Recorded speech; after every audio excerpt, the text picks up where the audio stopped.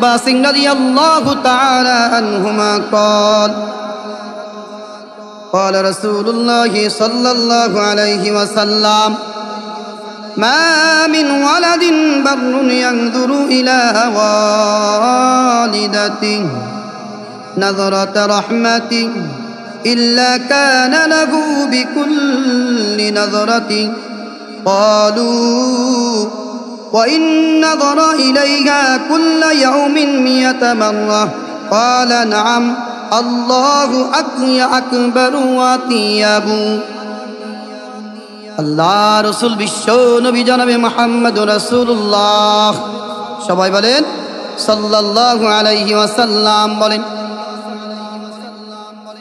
তোমাদের যাদের মা আছে তোমাদের মা এমন এক নিয়ামত গো তোমার মায়ের নজর যদি তোমার মার দিকে তোমার শফকতের নজর রহমতের নজর যদি পড়ে যায় একবার যদি মায়ের দিকে তাকাইতে পারো গো আসমানের মালিক সাথে সাথেই একটি উমরা হজের সওয়াব দান করবে সাহাবায়ে কেরাম জিজ্ঞাসা করলেন ইয়া রাসূলুল্লাহ যদি কেউ তার মার দিকে 100 বার দিনে তাকায় তাও কি এই সওয়াব দিবে আল্লাহ রাসূল ডেকে বলে ও সাহাবায়ে কেরাম আল্লাহ পাক রব্বুল আলামিন এত বড় আর এত বড় এত দিনে ওয়ালা গো একবার তাকাইলে একবার সওয়াব দিবেন এইভাবে যদি 1000 বারও তাকাই দিনে আল্লাহ 1000 বার কবুল হজের সওয়াব দান করবে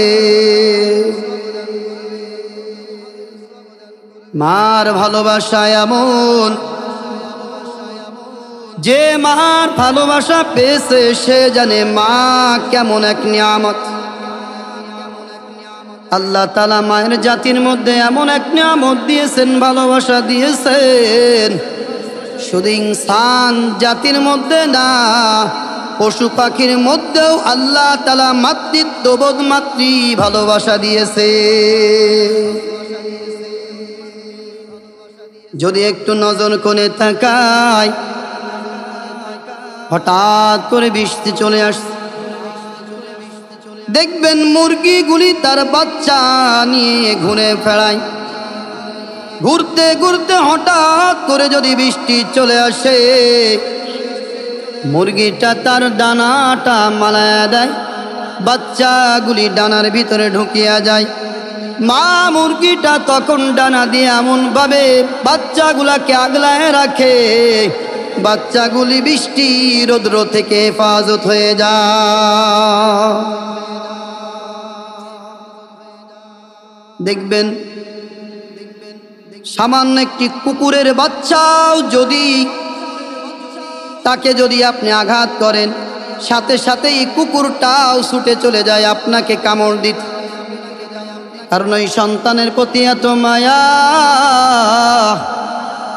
সে অবলা প্রাণী হতে পারে পশু হতে পারে তারপরও মালিক তার মধ্যে মাতৃত্ব আর ভালোবাসা দিয়ে দিয়েছে কেমন মায়া হযরত আয়েশা রাদিয়াল্লাহু তাআলা আনহা অত্যন্ত চিন্তিত মনে ভরাক্রান্ত হৃদয় নিয়ে চিন্তিত অবস্থাতে পায়চারি করছেন আল্লাহ রাসূল সাল্লাল্লাহু আলাইহি ওয়াসাল্লাম বাড়িতে ঢুকলেন ঢোকার পরে সালাম দিলেন সালাম দেওয়ার পরে দেখতেছে হযরত আয়েশা রাদিয়াল্লাহু তাআলা আনহা তিনার চেহারাটা বড় মলিন বড় চিন্তিত আল্লাহ রাসূল ডেকে বলেন ও আয়েশা রে আমি যখন বাড়িতে ঢুকি তোমাকে হাস্যোজ্জ্বল চেহারাখানি দেখি কত আনন্দিত তুমি থাকো কি এমন হয়েছে বলো তোমার চেহারার মধ্যে এত চিন্তার কি ছাপ হযরত আয়েশা রাদিয়াল্লাহু তাআলা আনহা ডেকে বলেন ওগো দয়ার নবী আমার দিলটা বড় অস্থির, বড় পেরেশান। আজ আমার বাড়িতে একজন মহিলা আসছে, তার সাথে 2টা সন্তান ছিল। সে এসে বলছে, আল্লাহর রাস্তা আমাকে কিছু খেতে দাও। আমি তাকে 2টা খেজুর দিলাম। খেজুর 2টা নেওয়ার পরে ওই মহিলাটা বাচ্চা দুটিকে নিয়ে চলে গেল। আমিও মাথাটা বাহির করে দেখলাম কোথায় যায়। ইয়া রাসূলুল্লাহ, দেখলাম মা খেজুর 2টা নিয়ে একটু আড়ালে চলে গেছে। আড়ালে যাওয়ার পরে খেজুর থেকে বিচিটা বাহির করে সন্তানের মুখে উঠায় দিছে, নিজে খায় নাই। আমি ফেল ফেল করে তাকায় আছি, মার ভালোবাসা কেমন হয় গো। মা নিজে খায় নাই, সন্তানকে খাওয়ায়। একটু পরে আবার ফিরে আসছে, এসে আবার বলতেছে, আমাকে আল্লাহর রাস্তে কিছু দান করো। এবারও আমি 2টা খেজুর তাকে দিয়ে দিলাম, আর বললাম, সন্তানদেরকে তো আপনি খেজুর দিয়েছেন, এবার এই 2টা খেজুর আপনি খেয়ে নেবেন। মহিলাটা কোনো কথার উত্তর দিল না, চলে গেল। একটু আড়ালে যে সন্তান 2টাকে আবার খেজুর থেকে আটি বাহির করে সন্তানের মুখে খাবার উঠায় দিছে। ইয়া রাসূলুল্লাহ, আমি এই দৃশ্য দেখার পরে আমার দিলের মধ্যে এমন হলো, দুনিয়ার মধ্যে মা কত দরদি হয়, কত মহব্বতের হয়, তার নজির আমার চোখের সামনে।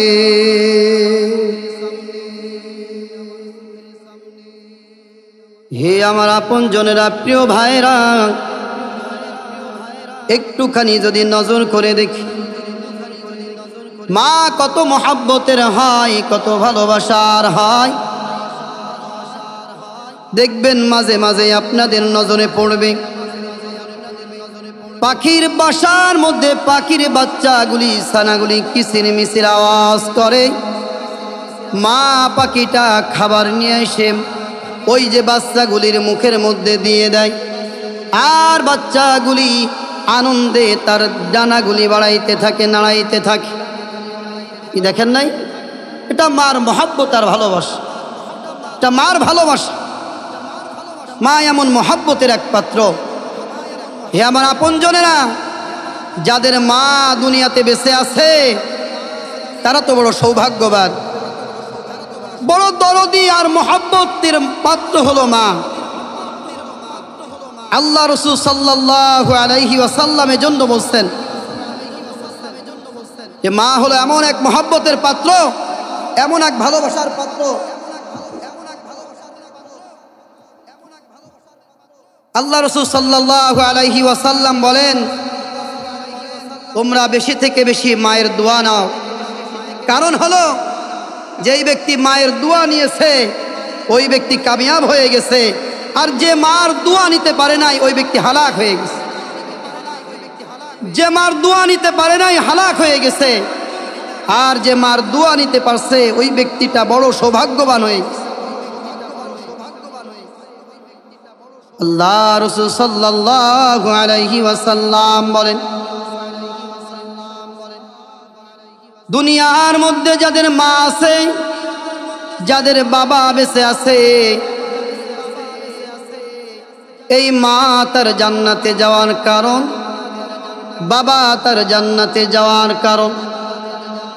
যে মার খেদমত করছে আর বাবার খেদমত করছে তার জন্য তো জান্নাত।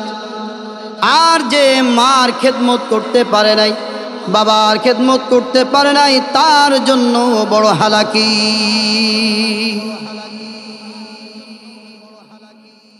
আল্লাহ রাসূল সাল্লাল্লাহু আলাইহি ওয়াসাল্লামের এক সাহাবী আল্লাহ রাসূলকে জিজ্ঞাসা করছেন, ওগো দয়ার নবী জনাবে মুহাম্মদুর রাসূলুল্লাহ সাল্লাল্লাহু আলাইহি ওয়াসাল্লাম, মান আহাক্কুন নাসি বিহুসনি সাহাবাতি ক্বালা উম্মুকা। قال ثم من قال أمك قال ثم من قال أمك قال ثم من قال أبوك আল্লাহ রাসূল সাল্লাল্লাহু আলাইহি ওয়াসাল্লামের কাছে এক সাহাবী জিজ্ঞাসা করলেন, ওগো দয়ার নবী, সৎ ব্যবহারের দিক থেকে সব থেকে বেশি হকদার, সুন্দর ব্যবহার আচরণ পাওয়ার দিক থেকে কে সব থেকে হকদার? আল্লাহ রাসূল বললেন, উম্মুকা, তোমার মা। সুম্মা ক্বালা সুম্মা মান? সাহাবী আবার জিজ্ঞাসা করলেন, এরপরে কে? ক্বালা উম্মুকা, আল্লাহ রাসূল বললেন, তোমার মা। ক্বালা সুম্মা মান? ইয়া রাসূলুল্লাহ, এরপরে কে? ক্বালা উম্মুকা, আল্লাহ রাসূল বললেন, তোমার মা। ক্বালা সুম্মা মান? ইয়া রাসূলুল্লাহ, এরপরে কে? ক্বালা আবুকা, তোমার বাবা। আল্লাহ রাসূল সাল্লাল্লাহু আলাইহি ওয়াসাল্লাম বললেন, তিনবার বললেন, সব থেকে বেশি ভালো ব্যবহার পাওয়ার যোগ্য হলো তোমার মা। সব থেকে বেশি ভালোবাসার পাত্র, মহব্বতের পাত্র কে বলেন? যে কত যে কষ্ট মাকে সহ্য করতে হয় মা জানে। রাত্রবেলায় ঘুমাইতে পারে না, একবার ডান পাশে একবার বাম পাশে, একবার চিত হয়ে কাত হয়ে ঘুমায়। মার কষ্ট কিন্তু সহ্য হয় না। সন্তান এত যাতনা দেয়, এত কষ্ট করে, তারপরেও কিন্তু মা কোনোদিন এই কথা বলে না, সন্তান আমি নিব না। আল্লাহ বলেন, তোমার মা এক নম্বরে কষ্ট করেছেন, তোমার মা তোমাকে গর্ভে ধারণ করেছে। আল্লাহ পাক রব্বুল আলামিন বলেন, 2 নম্বর কষ্ট করেছে সন্তান ভূমিষ্ঠ করে। সন্তান ভূমিষ্ঠ করার সময় মা যে কষ্ট করে, একমাত্র মাই জানে সন্তান ভূমিষ্ঠ করার কষ্ট কি। কত মা চোখের পানি ফেলে কান্দে, আর সন্তান যখন ভূমিষ্ঠ করার সময় হয়, মায়ের হাতটা জড়িয়ে ধরে বলে, মা। সন্তান ভূমিষ্ঠ করতে যে বাঁচব কিনা বলতে পারি না। ওগো মা, যদি আমার কোনো ভুল হয়ে থাকে, আমার যদি কোনো খারাপ আচরণ হয়ে থাকে, ক্ষমা করে দিন। সন্তান ভূমিষ্ঠ হবে, এর যে কষ্ট, অনেক মা দেখা যায় সন্তান ভূমিষ্ঠ করতে যে দুনিয়া থেকে চিরবিদায় হয়ে যায়। কত মা দুনিয়ার মায়া ত্যাগ করে গহীন অন্ধকার কবরের যাত্রী হয়ে যায়। স্বামীর হাতটা ধরে বলে, ও প্রাণের স্বামী, জীবনে কত কষ্ট আপনাকে দিয়েছি, কত খারাপ আচরণ করেছি গো স্বামী। সন্তান ভূমিষ্ঠর সময় বাঁচতে পারবো কিনা বলতে পারি না। ও গো স্বামী, আপনার কাছে ক্ষমা চাই, মাফ করে দিয়েন। সন্তান ভূমিষ্ঠ করার সময় দুনিয়াতে আর থাকতে পারবো কিনা বলতে পারি না। আল্লাহ পাক রব্বুল আলামিন বলেন, 1 নম্বর কষ্ট তোমার মা সহ্য করেছেন, তোমার মা তোমাকে গর্ভে ধারণ করেছেন। 2 নম্বর কষ্ট সহ্য করেছেন, তোমার মা দুনিয়াতে তোমাকে ভূমিষ্ঠ করেছেন। আর 3 নম্বর কষ্ট সহ্য করেছেন, তোমার মা তোমাকে দুধ পান করিয়েছে। হে আমার আপন জনেরা, এই জন্য আল্লাহ রাসূল সাল্লাল্লাহু আলাইহি ওয়াসাল্লাম মায়ের ব্যাপারে 3 থেকে 3 বার বললেন যে তোমার মা সব থেকে বেশি হকদার। তোমার বাবার কথা বলেছেন 4th বারে, তার মানে এই কষ্টগুলির মধ্যে তোমার বাবা শামিল নেই, একমাত্র মাই এই কষ্টগুলো করে। এজন্য মায়ের দোয়া সব থেকে বড় মায়ের দোয়া যেই ব্যক্তি পেয়ে গেছে ওই ব্যক্তি দুনিয়ার শ্রেষ্ঠ নিয়ামত পেয়ে গেছে। যে ব্যক্তি মায়ের বদদোয়া নিয়ে গেছে, বাবার বদদোয়া নিয়ে গেছে, ওই ব্যক্তি হালাক হয়ে গেছে, ওই ব্যক্তির জন্য ধ্বংস। কেমন ধ্বংস?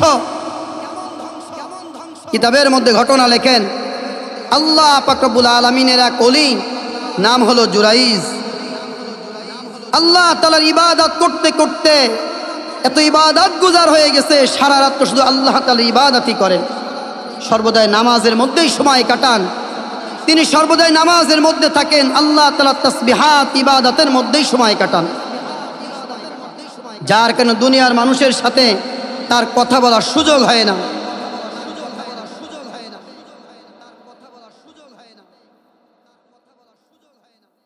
জুরাইজ রহমতুল্লাহি আলাইহি নামাজের মধ্যে দাঁড়িয়েছেন, এমত মুহূর্তে মা যে ডাকতেছে, জুরাইজ,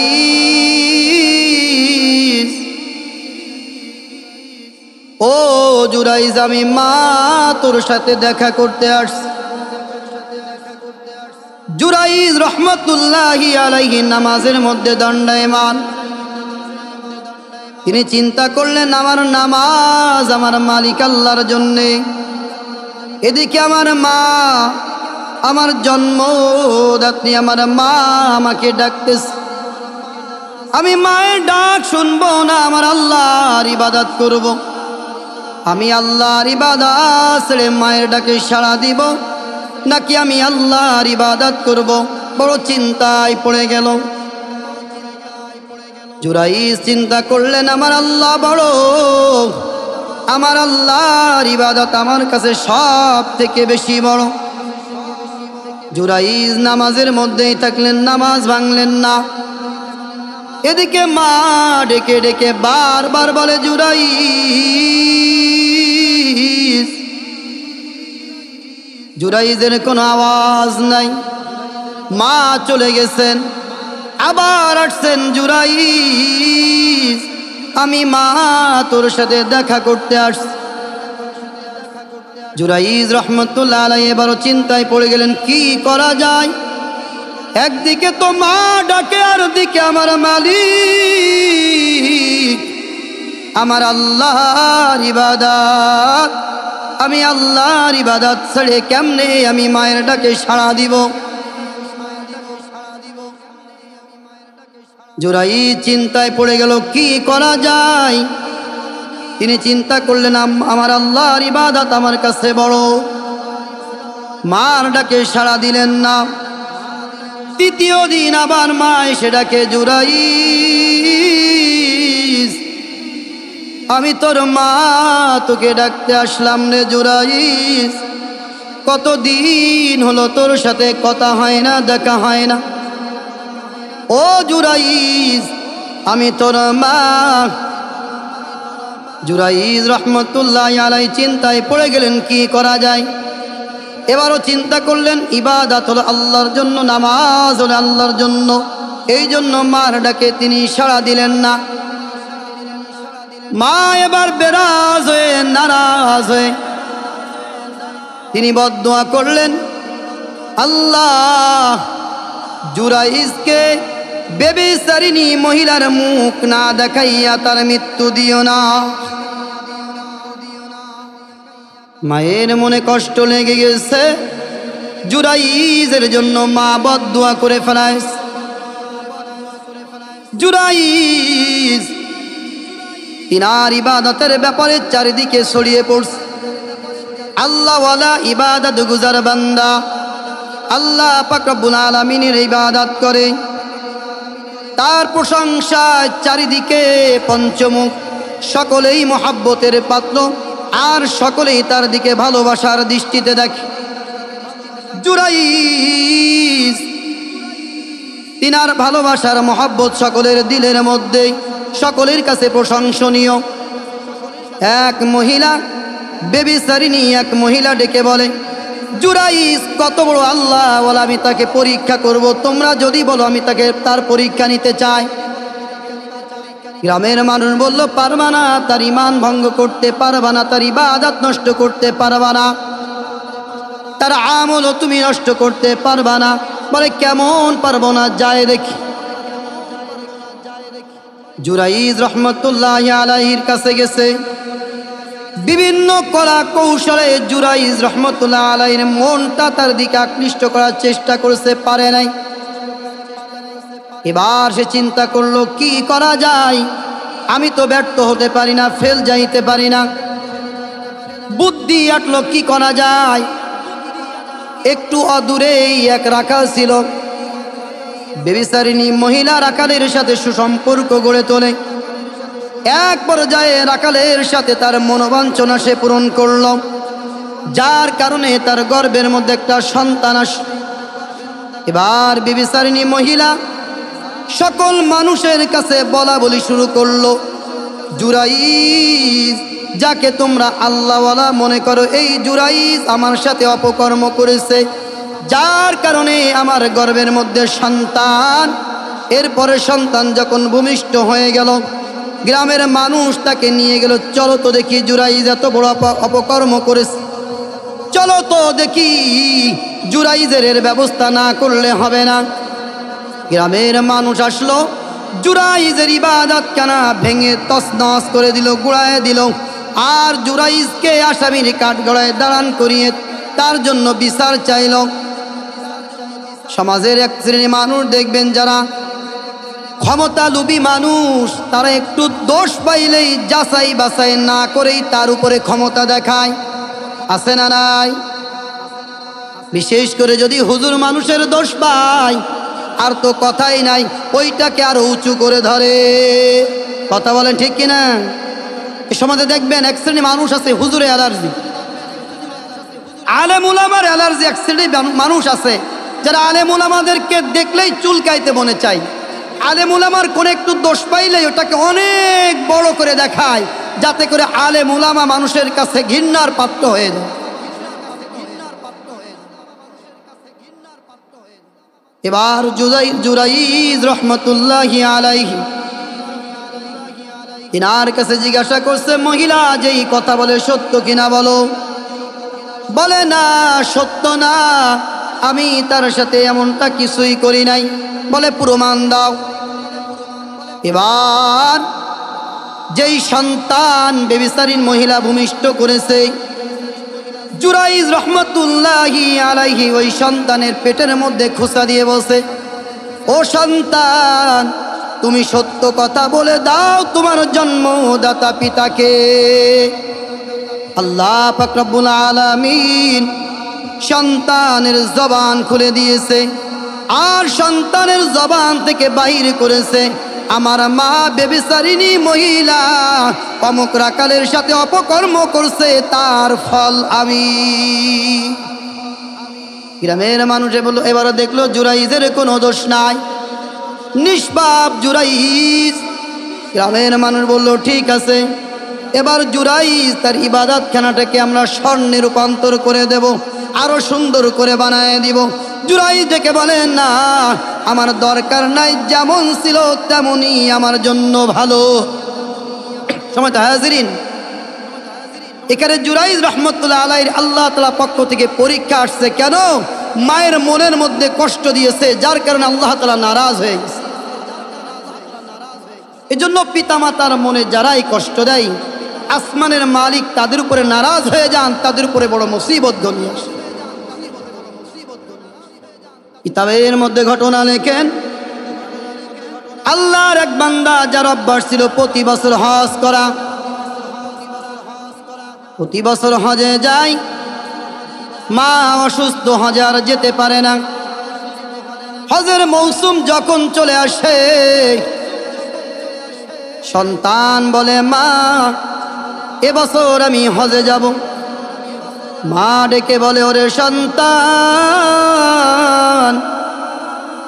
তুই ছাড়া আমার তো আর কেউ নাই গো, কে আমার সেবা যত্ন করবে, আমার তো দেখার মতো কেউ নাই।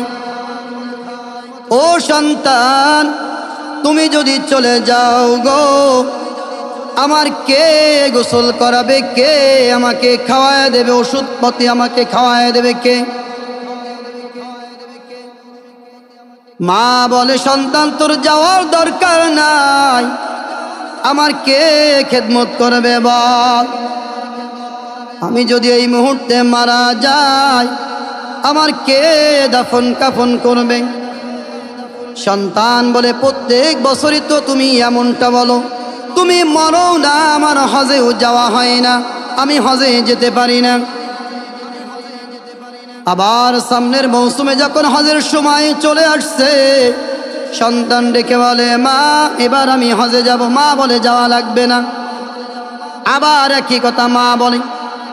তৃতীয়বার আর সন্তান কাউকে জানাই নাই, মাও কে বলে নাই, হজের জন্য প্রস্তুতি নিয়েছে। আগের সময় মানুষ যাইতো হজে কাফেলায়, পায়ে হেঁটে হজ করত। যাওয়ার সময় মাকে ডেকে বলে মা আমি এবার হজে যাই। মা বলে তুমি যদি হজে চলে যাও, আমি যদি মারা যাই কে আমাকে দেখবে, আমার দাফন কাফন কে করবে বলো? সন্তান বলে এবার তোমার আর কথা শুনবো না, আমি এবার হজে চলেই যাব, আমাকে তুমি ঠেকাইতে পারবে না। এই কথা বলে সন্তান হজের উদ্দেশ্যে রওনা হয়ে গেছে। যেতে যেতে রাত হয়ে গেছে। একটা মসজিদের মধ্যে অবস্থান করেছে, যেই মসজিদের জান্না দরজাগুলা ভালো ছিল, ভাঙ্গা ছিল, ভালো ছিল না। রাত্রবেলায় গ্রামের মধ্যে চোর ঢুকেছে, চোর। চারিদিকে আওয়াজ, গ্রামের মধ্যে চোর ঢুকেছে, মাল সম্পদ চুরি করে নিয়ে গেছে। যখন সকল মানুষগুলি চোরকে ধাওয়া করেছে, চোর ওই মসজিদের ভিতর দিয়ে এক পাশ দিয়ে ঢুকে আর এক পাশ দিয়ে বাইর হয়ে গেছে। এই মসজিদের মধ্যেই রয়েছে আল্লাহর ওই বান্দা, যেই আল্লাহর বান্দা মায়ের বারণ না শুনে, কথা না শুনে হজের উদ্দেশ্যে রওনা হয়েছে। গ্রামের মানুষ এসে দেখতেছে একজন ব্যক্তি, তার পাশে কিছু মালসামারা রয়েছে, গাট্টি রয়েছে, আর ওই ব্যক্তি মসজিদের মধ্যে শুয়ে আছে। গ্রামের মানুষ এসে বলতেছে আরে চোর, জীবনে দেখেছি এমন চোর তো দেখি নাই, মাল চুরি করেছে আবার মাল সমেত মসজিদের মধ্যেই শুয়ে আছে, এমন চোর তো জীবনে দেখি নাই। কাজীর কাছে নিয়ে গেছে, কাজী সাহেব তার শাস্তি দেওয়ার জন্য এলান করে দিয়েছে। জুতার মালা গলায় দিয়া এই চোরটাকে রাস্তার মোড়ে মোড়ে ঘোরাও, আর এই কথার ঘোষণা করো যেই ব্যক্তি অর্থ সম্পদ চুরি করে আর মসজিদের মধ্যে চুরিকৃত মাল নিয়ে থাকে, ওই ব্যক্তির শাস্তিটাই এমন। আল্লাহর বান্দা ডেকে বলে না, তোমরা এই কথার এলান করো না, বরং সেই কথার ঘোষণা করো যেই ব্যক্তি মায়ের অবাধ্য হয়ে চলে, যেই ব্যক্তি মায়ের কথা শোনে না, তার জন্যই এই শাস্তি। মার কথা যে শোনে না তার জন্য এই শাস্তি। সমাত হাজিরিন, যারা পিতা মাতাকে কষ্ট দেয়, আল্লাহ পাক রব্বুল আলামিন তাদের দিলের শান্তিকে উঠায় নেন। তাদের দিলের শান্তি থাকে না, তাদের দিলের শান্তি উঠে যায়। হাজার ভালো মন্দ অবস্থার মধ্যে থাকুক না কেন, ব্যাংক ব্যালেন্স, বাড়ি গাড়ি, কোনো কিছুর অভাব নাই, অট্টালিকার অভাব নাই, কিন্তু দিলের শান্তি আল্লাহ তাআলা উঠায় নেন। এজন্য পিতা মাতার প্রতি সদয় হওয়ার কথা আল্লাহ পাক রব্বুল আলামিন বারবার কুরআনুল কারীমের মধ্যে বলছেন। আল্লাহ রাসূল সাল্লাল্লাহু আলাইহি ওয়াসাল্লাম হাদিস শরীফের মধ্যেও বলছেন। হযরত আলী রাদিয়াল্লাহু তাআলা আনহু, হযরত হাসান রাদিয়াল্লাহু তাআলা আনহু কাবার চত্বরে তওয়াফ করতেছেন। তওয়াফ করতে করতে হঠাৎ করে কান্নার আওয়াজ, এমন এক বিকট আওয়াজ, এমন এক করুণ সুরের আওয়াজ। হযরত আলী রাদিয়াল্লাহু তাআলা ডেকে বলেন, হাসান দেখো তো দেখি এই করুণ সুরের আওয়াজ কোথা থেকে আসে। হযরত হাসান রাদিয়াল্লাহু তাআলা তিনি বললেন, আব্বা জান আমি মাকামে ইব্রাহিমের দিকটা থেকে দেখে আসি। মাকামে ইব্রাহিমের দিকে যখন গেছে দেখতেছে একজন যুবক কাবাকে সামনে নিয়ে হাত দুইখানা উঠাইয়া আসমানের মালিকের কাছে দোয়া করে, ওগো আসমানের মালিক তুমি আমার দিলের শান্তি কেন উঠায়া নিলা, তুমি আমার দিলের মধ্যে শান্তি দাও। হযরত হাসান রাদিয়াল্লাহু তাআলা যুবকের পিঠের মধ্যে হাত দিয়ে বলতেছে, ও যুবক রাসূলের প্রিয় সাহাবী আলী রাদিয়াল্লাহু তাআলা তাকে চেনো নাকি? বলে হ্যাঁ তাকে আমি চিনি। বলে আমি তার ছেলে হাসান, আমার আব্বা জান রাসূলের প্রিয় সাহাবী আলী রাদিয়াল্লাহু তাআলা তোমাকে ডাকতেছে, চলো। হযরত হাসান রাদিয়াল্লাহু তাআলার আওয়াজ শুনে যুবক এবার চলে গেল। আলী রাদিয়াল্লাহু তাআলা ডেকে বলে, ও যুবক কি এমন হয়েছে বলো, এমন করুণ সুরে তুমি কাঁদতেছো কি, তার কারণটা কি বল। এবার যুবক ডেকে বলে, ওগো নবীর প্রিয় সাহাবী আমার জীবনে এমন একটা ঘটনা ঘটেছে যেই ঘটনাটা মনে পড়লেই আমার দিলের মধ্যে মোচড় দিয়ে ওঠে, দিলটা ভেঙে খান খান হয়ে যায়, আমি আর নিজেকে সামলাইতে পারি না, আমার হাও মাও করে কান্না চলে আসে। হযরত আলী রাদিয়াল্লাহু তাআলা ডেকে বলে, যুবক কি এমন ঘটনা বলো তো দেখি। এবার যুবক ডেকে বলে, ওগো রাসূলের প্রিয় সাহাবী আমার জীবনে এমন কোনো পাপ নাই আমি করি নাই। আমি বন্ধু বান্ধবের সাথে মিশে আমি মদ খাইতাম, জুয়া খেলতাম, নারীবাজি করতাম, গান বাজনা সব কিছুই করতাম, আমি বড় নেশাগ্রস্ত হয়ে থাকতাম। আমি মাঝে মাঝেই আমার মা আমার বাবাকে আমি মারধর করতাম। একদিন আমি নেশাগ্রস্ত অবস্থাতে চলে আসি, আসার পরে আমার বাবা বারবার আমাকে বুঝাইতো, বারবার বলতো, ও কলিজার টুকরা সন্তান অসৎ বন্ধুদের সাথে তুমি মিশো না, অসৎ বন্ধুদের সাথে মিশলে তোমার জীবনটা নষ্ট হয়ে যাবে। আমার বাবা আমাকে বারবার বুঝাইতেন,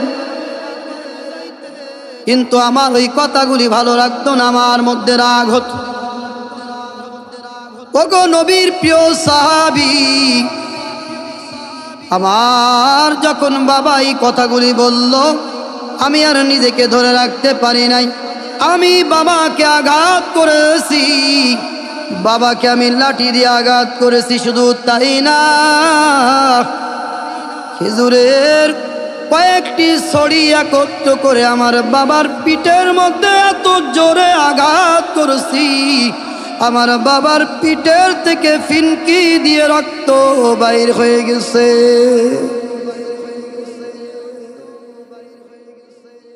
আমার বাবার চোখে পানি, আমার কলিজার টুকরা আব্বা জান আমাকে কিছুই বলে নাই, শুধুমাত্র একটা কথাই বলেছে, ওগো আসমানের মালিক আমি আমার সন্তানের জন্য বদদুয়া করব না, তবে আপনার কাছে একটা অভিযোগ, আমার সন্তানের দিলের শান্তি আপনি উঠায় নিয়ে